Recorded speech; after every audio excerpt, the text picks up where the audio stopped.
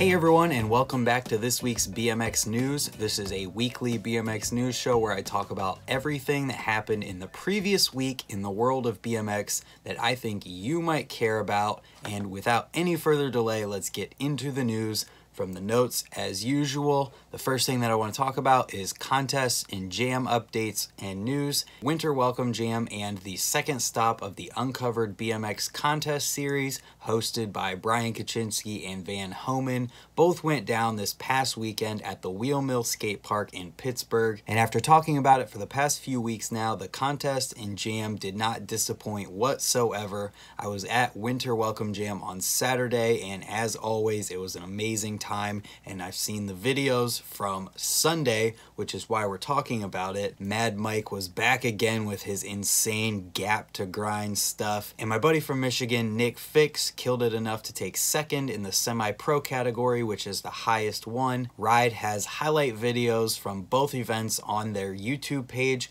which I will have linked in the description below, as well as links to everything else that we talk about today in the order that it's talked about. The other piece of contest and jam news that I have is that Toronto Jam is going down this weekend, and every single year things get completely crazy. Drew Bezanson does some kind of insane cannonball or gap, and he is actually not going to be riding in this year's Toronto Jam because he's healing from an ACL surgery, so anyone else can come in and try and prove themselves. I know a few people are going to be there. The Nowhere crew is there right now. If you're in the area or you have nothing to do this weekend and you have a passport, or you're in Canada, check it out. It's always an amazing event, and I'm sure there's going to be videos coming out and hopefully some live streams of it, because I know I want to watch it as it happens. After that, I want to talk about sponsor news, and the first thing to talk about there is that the Welcome to Cult video for Angie Marino and Perris Benegas was dropped this week. If I had to pick one word to describe this video, that word would be fun.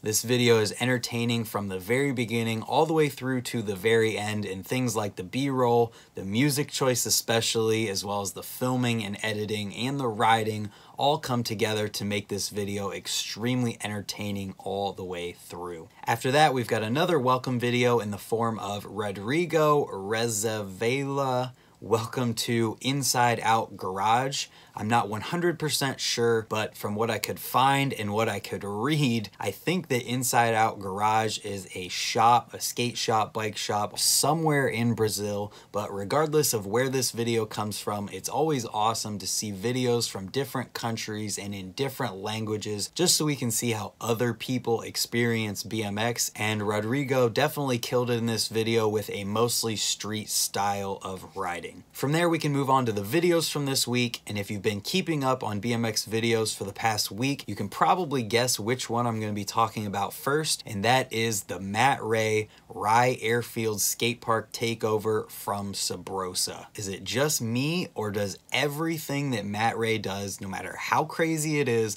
look like it could be first try, and he could do it at any time that he wants to, any session, anywhere that it's possible? I know that I can't be the only one who thinks that. Everything Matt Ray does just looks effortless, and he makes it look so easy. This video is absolutely no exception to that, and it really shows how well-rounded of a rider Matt is. It starts with like box jumps and ramp type tricks, and then slowly moves into the street section of the skate park. You have to watch the video yourself, which you probably already have. Even if you have, watch it again. Also, I want to point out that it's always awesome to see people at this level, including guest clips from other people that we might not have heard from before. That happens a couple times in this video, and this video is probably my favorite from the week, and it's definitely one of the most insane. The next video that I want to talk about is Calvin Kosovich, Ain't No Love in LA from Kink. This was another video dropped this week that is completely amazing all the way around in all aspects of the video. It felt like one huge adventure with Calvin, venturing the city all within one day. Christian Regal did an amazing job putting this video together, and Calvin killed it with the riding. This is definitely one that I'd recommend watching, and it's only like 2 minutes or a little over 2 minutes to watch, so why not anyways? The next video that I want to talk about is Hangin with Lavs with Jamie Bestwick. This video is honestly hilarious. I laughed the entire time that I watched it. It's always awesome to get an insight to the personality of riders, and through this video you can tell that Jamie is definitely a funny guy. The last thing that I want to say about this video, aside from the fact that you have to watch it, is a direct quote from Jamie, and that is, "There is no such thing as a minivan. It is a four-wheeled assault vehicle." After that, we've got Free Agent at Clairemont Skatepark, and it's definitely not every week that we have a Free Agent video to talk about. This video is just over 2 minutes long, but a few highlights from it are a tire slide all the way around a bull corner, a nothing Superman, and a front flip drop-in. This video has a great mix of a bunch of different styles of riding on a ton of different obstacles at this famous skate park from everyone in the video. The next video that we have to talk about is a Sean Falkenstein video from Division brand. All I have to say about this video is that if you like tire grabs and you like street riding, you are going to love this video. It's probably going to be your favorite video in a long time because Sean does some of the most insane and outrageous tire grabs in and out of grinds and spinning out of grinds and just in some of the most outrageous places that I've ever seen a tire grab. After that, we've got a video called Craig Passero Needs a New Whammo. This video was honestly fun to just watch, and it was really cool to see a few people from the S&M shop preparing a frame to be shipped out to Craig, and then watching him open it and ride it. From there, we've got a day in the life of Tom Villarreal as a Madera Memo, and I mostly wanted to talk about this video because Tom talks about how being a professional rider doesn't necessarily mean that you're going to be able to live off of riding by itself. After this part in the video, he talks about the way that he looks at riding, which is a great perspective, but the previous part brings up a very good point, which is something that I've been wanting to talk about in a video anyways, so I'm going to use this as an opportunity to talk about it. Everything from here to the end of this is kind of my thoughts and feelings, not Tom's from the video, so don't confuse the two. So there's a lot of people out there that don't believe that money should be made off of riding, and while I agree that money should never be like the only reason that someone rides, even if you're at a professional level, if money is the only reason that you're riding, then this does not apply to what I'm talking about right now. Obviously, you should not be riding only for money, but what I want to say is that there's also a lot of riders out there who are putting in more time and work into BMX than most people put into a 40-hour work week at a normal job.